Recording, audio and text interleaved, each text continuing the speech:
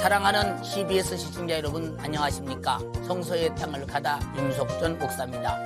오늘 또 제 옆에는 바사왕국 페르시아 현재 이란을 자세히 소개해 주실 홍순아 교수님, 차준희 교수님 나와 계십니다. 오늘 또 도 교수님 기대됩니다. 나와주셔서 감사합니다.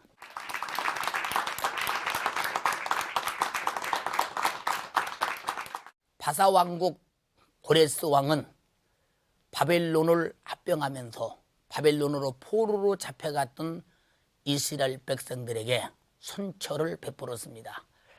포로를 누가 귀환에 내주면서 자유하게 해방시키겠습니까? 바로 하나님의 뜨거운 계시 속에서 고레스 왕은 이스라엘 백성들을 이스라엘로 귀환시켰습니다. 그러므로 그들은 성전을 지키기 시작했으며 하나님께 영광을 돌리면서 신앙생활을 다시 시작했습니다. 그러므로 고레스 왕을 기름 부은 자 그리고 하나님의 목자 이와 같이 부르기도 했습니다. 고레스 왕이 그 당시에 바로 세워진 수도, 그 첫 번째 수도가 파산가대입니다. 그 파산가대를 오늘 가보시겠습니다. 이란의 시라즈 북동쪽으로 달리면 고대 바사 왕국의 첫 번째 도시 파산가대가 나온다. 이곳은 바사 제국의 정복왕 고레스가 건설한 도시로 두 개의 왕궁과 많은 정원들이 있었다고 한다.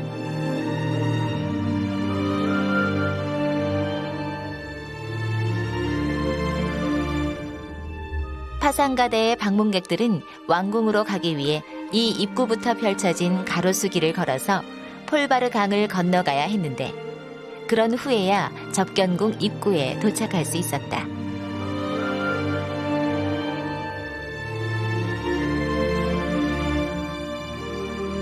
북문과 남문을 통해 접견궁에 들어온 사람들은 그곳에서 고레스 왕을 만났다. 고대 중근동 지역의 거대 제국 페르시아의 기반을 다진 정복왕 고레스. 그는 자신을 만나러 세계 각국에서 온 사람들에게 편리를 제공하기 위해 접견궁을 만드는 친절한 왕이었다. 또한 고레스는 꽃을 사랑할 줄 아는 감성적인 마음을 지닌 인물이었다. 접견궁뿐만 아니라 사저궁 내의 아름다운 정원들이 그것을 입증하는데 하나님은 이런 고레스를 감동시켜 마침내 고레스 칙령을 내리도록 이끄셨던 것이다. 지금 우리는 고레스가 세운 수도 파산가대를 보았습니다. 이렇게 화면으로 봐서는 어떤 역사가 서려 있고 그곳이 어느 곳인지 잘 이해가 잘 되지 않습니다. 그러므로 교수님들 통해서 통쾌하게 잘 알아보면서 은혜의 시간을 갖겠습니다. 홍 교수님, 지금 방금 보신 그 파산가대는 고레스 왕이 건설한 아주 도시이거든요. 근데 우선 파산가대는 어떤 도시였는지부터 궁금합니다. 예, 먼저 지도를 보시면서 설명을 드려야 될 것 같습니다. 이 파산가대라고 하는 곳 자체가 굉장히 생소하고 또 성경에 직접적으로 안 나온 도시입니다. 지도를 한번 보시면요. 지금 이 녹색 부분 전체가 그 바사 제국 전체입니다. 그러니까 굉장히 넓은 영토였죠. 지금 이란에 해당되는 곳은 수사 이 부근부터 이쪽까지가 지금의 이란입니다. 그래서 그 당시로 보면 이 파산가대는 이 왕국의 중심에 있었던 것을 알 수 있습니다. 우리가 그 뒤에 보게 되는 그 중요한 페르세폴리스에서 한 50km 정도 떨어져 있고요. 그다음에 그 현대 도시 중에서 아주 큰 도시가 시라즈라고 있습니다. 거기서 한 130km 정도 떨어져 있는 곳에 위치하고 있습니다. 이 파산가대라고 하는 곳은 고레스 왕이 나라를 정복을 시작을 했습니다. 그래서 그 앙메다를 정복해서 메대를 그 흡수했고요. 그다음에 지금의 터키 지역에 있는 초대교회 4대가 있었던 곳에 있는 리디아 왕국을 그 점령했고요. 그다음에 유명한 바벨론 왕국이 있는 바벨론을 흡수하면서 새로 수도를 세웠는데 그것이 바로 이 파산가대가 되겠습니다. 그렇군요. 차 교수님, 성경의 고레스 왕 하면 어쩐지 우리에게도 친근하고 그 이스라엘 백성들을 포로에서 놔준 왕, 굉장히 참 뭔가 우리에게 다가옵니다, 가슴속에. 그런데 그 고레스 왕에 대해서 어떻게 성경에 기록되어 있는지 좀 자세히 설명해 주시겠어요? 예, 고레스는 그 구약 성경에서 그 이사야서하고 에스라서에서 나옵니다. 예. 그런데 그 고레스는요, 유대인들의 수건 사업이었던 예루살렘 성전 재건을 허락했고, 예. 그리고 바벨론 느부갓네살이 빼앗아갔던 예루살렘의 성전 기물을 다시 되돌려줬고요. 그리고 레바논에서 백향목을 가져다가 성전 건축의 재료로 예. 쓰도록 명령했던 예. 이런 왕이었습니다. 예. 당시 유대인들은 이 페르시아의 이 고레스의 정책, 이 정치적 의도가 어디 있던지 간에 예. 아무튼 그들에게는 동정과 호의를 보여줬기 예. 때문에 예. 성경에서 고레스는 상당히 긍정적으로 언급이 됩니다. 예. 그래서 이사야 예언자는 고레스를 가리켜서 예. 하나님의 목자, 예. 그리고 하나님의 기름 부음 받은 자, 이렇게까지 말합니다. 예. 하나님의 기름 부음 받은 자라는 말은 메시아라는 뜻이거든요. 예. 이런 칭호는 포르기 이전에 다윗 왕가에게만 붙여졌던 칭호입니다. 예. 하나님의 기름 부음 받은 자라는 예. 칭호가. 그러니까 이런 칭호가 붙여진 사람은 비유대인들 중에서는 고레스밖에 없습니다.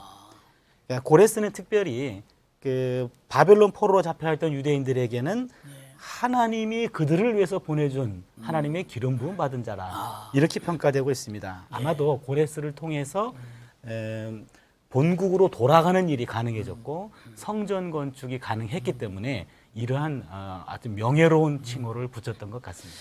사실 그 메시아라고는 말이 기름 부음 받은 자 아닙니까? 예.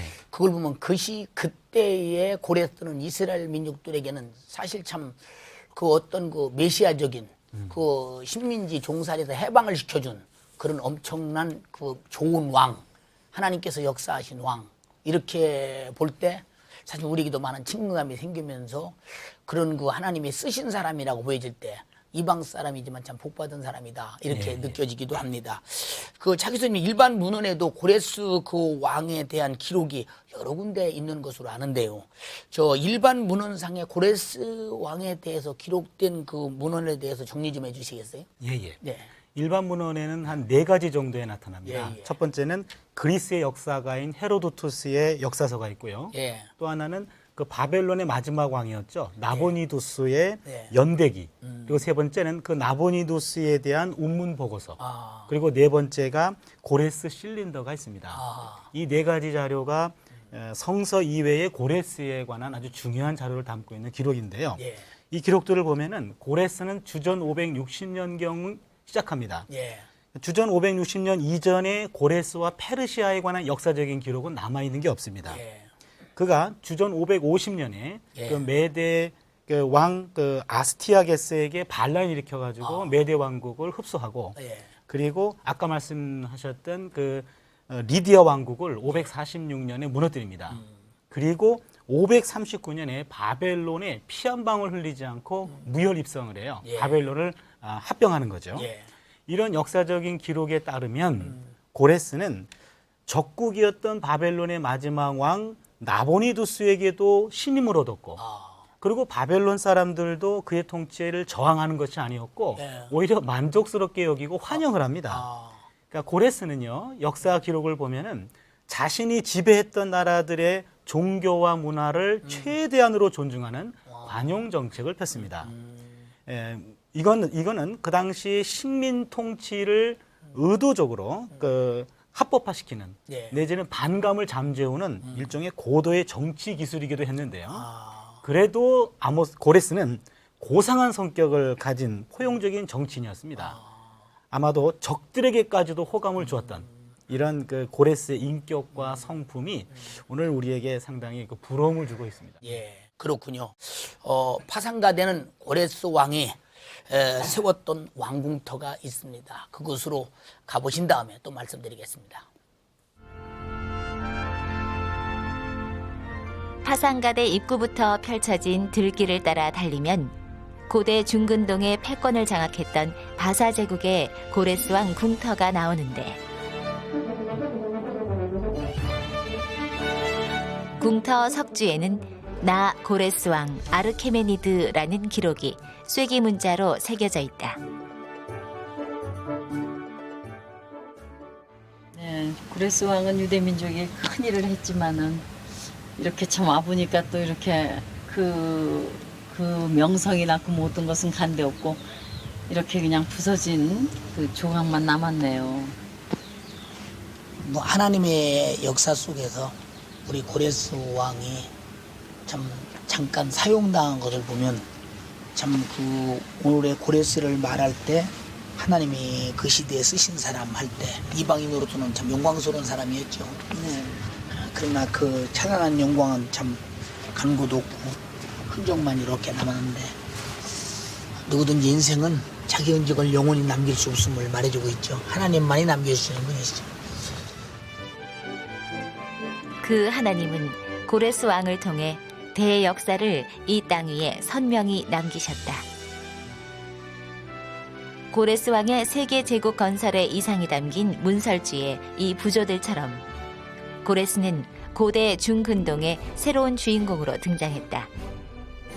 그를 통해 하나님은 포로로 끌려왔던 이스라엘 백성을 본국으로 돌려보내 성전을 짓게 했다. 고레스의 권세는 하나님의 구원 역사를 이루시는 귀중한 도구였던 것이다.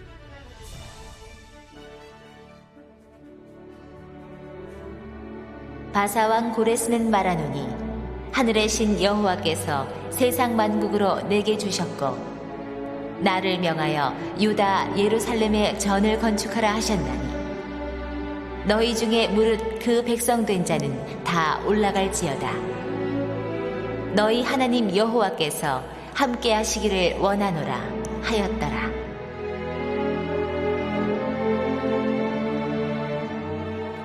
지금 우리는 고레스 왕의 궁터를 보았습니다. 지금 이렇게 보기에 어느 정도나 이 궁터가 웅장했을까 많이 궁금할 것입니다. 이 궁금한 문제를 우리 교수님들과 함께 풀어가면서 의문을 하나씩 은혜로 되돌리는 시간 되겠습니다. 홍 교수님, 고레스 왕의 궁터는 현재 남아있는 것만 봐도 굉장히 웅장하거든요. 그 궁전을 세울 당시 실제 규모는 어느 정도였는지 참 많이 궁금했어요. 네, 고고학자들의 연구를 보면은 예. 대략 그 지역의 넓이가 예. 3km 그리고 2km 정도의 크기였다 그럽니다. 예. 그리고 이제 그 두 개의 왕궁과 예. 또 한 개의 그 정원터가 예. 발굴이 되었습니다. 예. 이곳은 이제 해발 한 1900m 되는 고원지대에 있는 분지였습니다. 예. 특이한 것은 그 두 개의 왕궁터 중에서 이른바 왕궁 S라고 하는 곳에 예. 지금 남아있는 게 한 13m 정도의 석주가 남아 있습니다. 예. 거기에 아주 특이한 글자가 새겨져 있는데 예. 나 그 고레스 아르케메디스의 왕조 이렇게 남아있는 그 비석과 같은 역할을 하는 기둥이 남아 있습니다. 예. 그리고 그 다음에 이제 그 왕궁 P라고 하는 곳이 또 있고요. 예. 거기에 특이한 것은 그 이른바 파라다이스라고도 이야기하는 정원터가 발굴이 되었습니다. 예. 그 우주의 원리를 따라서 이렇게 사각형으로 되어 있고, 예. 그 당시 신기하게 그 삭막한 곳에 그 석회석으로 수로까지 만든 그러한 정원터가 발견되어서 그 고레스의 최치를 느낄 수 있는 그러한 궁터가 있습니다. 예, 그렇군요. 사실 파산가대 하면 지금 우리 시청자들 성도들이나 생소하지 않습니까? 근데 아마 이 파산가대에 대해서 아마 시청자들이 다시 새로이 아마 이렇게 언급되지 않아 이렇게 생각이 되어집니다. 홍 교수님, 그 고레스가 이렇게 거대한 그 도시와 궁터를 지금까지 남겨놓은 고레스가 사실 엄청난 그 많은 그 나라를 합병하고 정복하고 이렇게 함으로 대국의 그 왕이 되지 않았습니까? 당시 고레스의 그 대국의 왕이 되면서 많은 나라를 정복하면 아까 말씀드린 대로 그들의 그 생각과 사상과 종교와 이런 여러 가지 의미가 다를 텐데 어떻게 그 광활한 지역을 어떻게 다스렸는지 그것도 좀 구체적으로 좀 말씀해 주시겠어요? 예, 고레스가 세운 왕국과 그리고 그 뒤에 확장된 왕국을 예. 좀 구분해서 설명을 해드려야 될 것 같습니다. 예. 다시 한번 지도를 보시겠습니다. 예. 그 고레스는 그 이 앙메다 부근에 있는 메데 왕국을 먼저 점령했습니다. 예. 그리고 지금의 터키 지역에 있는 4대 지역이죠. 예. 리디아 왕국을 점령을 했고요. 예. 그리고 바벨론을 합병했습니다. 예. 그리고 이제 그의 후계자였던 캄비세스가 이 이집트 지역을 장악해서 바사 제국을 확장시켰습니다. 예. 그리고 그의 후계자였던 다리오가 이 동쪽으로 와서 인도 지역을 점령을 해서 이렇게 거대한 왕국이 된 것을 우리가 알 수 있습니다. 예. 그런데 그 이 고레스는 이 넓은 영토 안에 엄청난 민족이 있습니다. 우리는 지금 나라로 따져도 엄청납니다. 한번 나라로 한번 또 보실까요? 예. 그리스의 일부분, 예. 그리고 우리나라의 7배가 되는 터키, 예. 그리고 이스라엘이 있는 가나안 지역, 예. 그리고 이집트, 예. 그리고 이라크, 예. 지금의 이란, 그리고 인도 지역. 예. 우리는 간단하게 생각하지만 이 지역에는 수많은 민족들이 있습니다. 예. 그 민족들을 우리는 알지 못할 정도로 다양한 민족들이 있는데 고레스의 이 위대한 점은 그 민족들을 잘 융화해서 예. 잘 자기의 정책에 따라오도록 예. 그 차 교수님도 말씀하셨지만은 그 포용하는 정책으로 나라를 잘 다스렸습니다. 그것은 그래서 위대한 왕이라고 하는 칭호를 꼭 붙입니다. 예.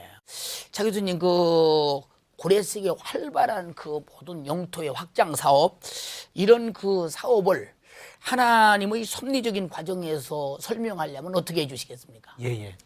그 부분이 예. 성경에 명확히 나옵니다. 예. 그러니까 고레스가 승승장구를 하는데 예. 이거는 하나님의 섭리에 의한 것이다. 예. 그런 본문이 분명히 나와요. 예. 이사야 45장 1절에서 4절에 보면은요. 예. 특히 1절을 보시면 나 여호와는 나의 기름 받은 고레스의 오른손을 잡고 열국으로 그 앞에 항복하게 하며 열왕의 허리를 풀며 성문을 그 앞에 열어서 닫지 못하게 하리라. 이렇게 나옵니다. 여기서 열왕이라는 것은 리디아의 크레소스하고 그리고 바벨론의 나보리두스를 가리키고 있는 것으로 보입니다. 예. 여호와 하나님은 이런 고레스의 승리를 통해 가지고 예. 성경에 보면은 두 가지 의도를 갖고 계셨어요. 예. 첫 번째 의도는 여호와 하나님이 모든 나라의 운명을 손에 쥐고 있다. 이거를 보여주기 위함이고 예. 이게 이사야 45장 3절에 나옵니다. 너로 하여금 너를 지명하여 부른 자가 나 여호와 이스라엘의 하나님인 줄 알게 하리라. 여기서 너는 고레스거든요. 두 번째는요. 하나님이 당신의 백성이 유다 사람들을 해방시키기 위해서입니다. 45장 4절이에요. 이사야서 내가 나의 종 야곱 나의 택한 이스라엘을 위하여 고레스를 지명하여 불렀나니 너는 나를 알지 못하였을지라도 나는 내게 칭호를 주었노라. 하나님은 열방의 주권을 널리 알리시고 당신의 백성을 해방시키시기 위해서 원래는 하나님을 알지 못했던 이 고레스를 들어서 사용하신 거죠. 예. 고레스는 자신이 하나님을 의식하든 의식하지 못했던 간에 우리 하나님 여호와 하나님의 도구로 사용된 것이라고 성경은 증언하고 있습니다. 참 부럽습니다. 이방 사람들은 그때 이렇게 사용당하기가 사실 어려운 때였고 참 특이한 이런 사건이 아닌가 싶으면서 고레스를 강대국의 왕으로 만들어서 이스라엘을 포로에서 해방시키고 그런 해방을 통해서 성전을 짓고 그리고 그들 이스라엘 백성들이 자유하게 하나님을 섬길 수 있도록 만드는 이런 위대한 역사가 강대국을 통해서 고레스를 통해서 만든 하나님의 섭리.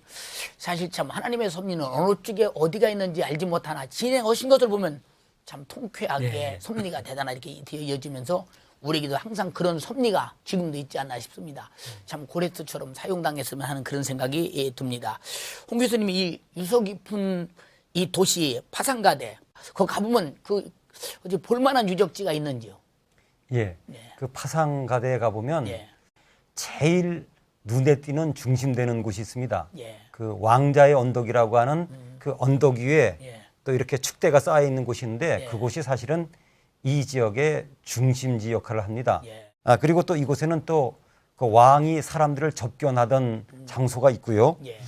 그다음에 아주 특이한 수수께끼의 건물이 있습니다. 예. 이렇게 지금 복원 중이라서 예. 뒤에 보조대를 설치해 놨는데 그 이름을 왜 그렇게 붙였는지 모르지만 이름이요. 솔로몬의 감옥이에요. 아. 그런데 중요한 건 이게 정확하게 뭘로 쓰여졌는지 사원인지 창고인지 잘 모릅니다. 예. 근데 재밌는 것은 그거하고 비슷하게 생긴 24m의 그 높이의 이 건물 같은 것이 그 우리가 보셨지만 락세로시탐에 가면 예. 거의 똑같이 생긴 거를 후대 왕들이 예. 건설한 것을 봅니다. 예. 그러나 이제 미스테리는 그 건물의 정확한 용도는 알 수가 없지만 아. 어쨌건 그 후대 왕들과의 그 역사적인 고리들을 찾을 수 있는 유적까지 있어서 그런 관점으로 보면 아주 매력적인 곳입니다. 물론 이제 당연히 이제 고레스 왕의 무덤이 더 우리에게 많은 인상을 주죠.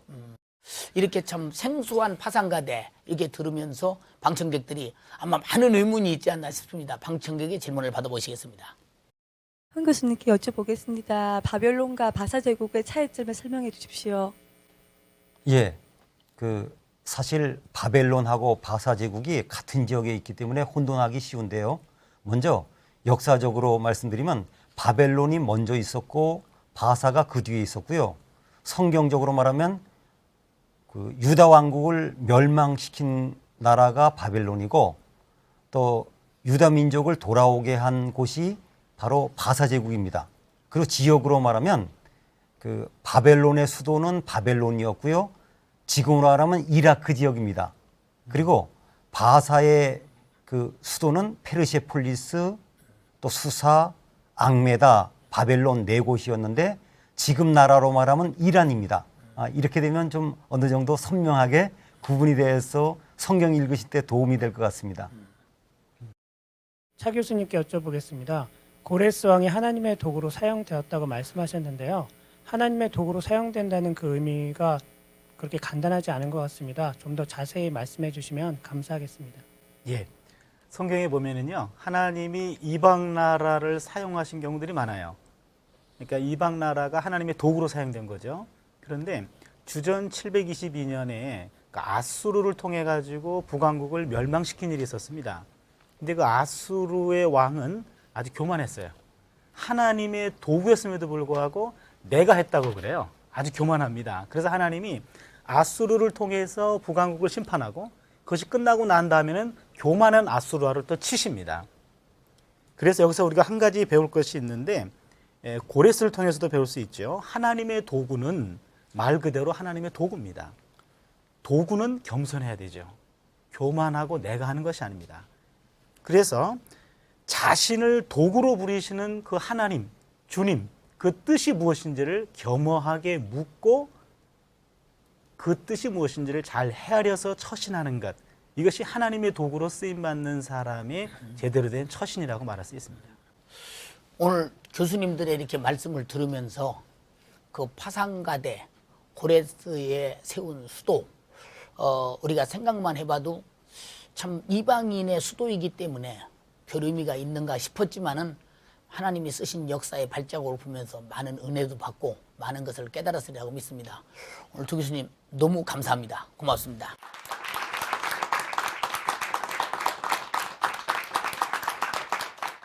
바사 제국을 세운 고레스, 누가 봐도 그는 이방인입니다. 그를 하나님이 선택해서 쓰셨다는 사건은 참 엄청난 사건입니다. 그 이유는 이방인이기 때문입니다. 더구나 그를 하나님의 목자, 하나님의 기름 부음 받은 자, 이렇게 직접 말씀하신 것은 하나님이 그만큼 값지게 쓰셨다는 것입니다. 고레스는 바벨론을 이렇게 바로 합병해서 이스라엘이 포로로 잡혀갔던 그들과 함께 바벨론에서 바로 바사 지역으로 받아들이면서 그들에게 해방을 선포했고 그들은 가서 하나님의 위대한 성전을 짓고 하나님을 섬기는 일에 최선을 다할 수 있는 최고의 길을 열어주었습니다. 이렇게 이스라엘의 해방을 위해서 하나님의 선택된 고레스, 하나님의 뜻을 위해서 선택된 고레스, 오늘날 우리는 어떤 처지에 있든지 하나님이 우리를 어떻게 쓰실 것인가 잘 기억하면서 우리도 하나님의 섭리의 사람, 하나님의 뜻을 이루는 사람 되어서 하나님께 평생에 값지게 사용당하며 하나님의 나라의 생명책에 위대한 이름이 기록되어서 대대 영원히 영광스러운 여러분 되시기 바랍니다. 감사합니다. 또 뵙겠습니다.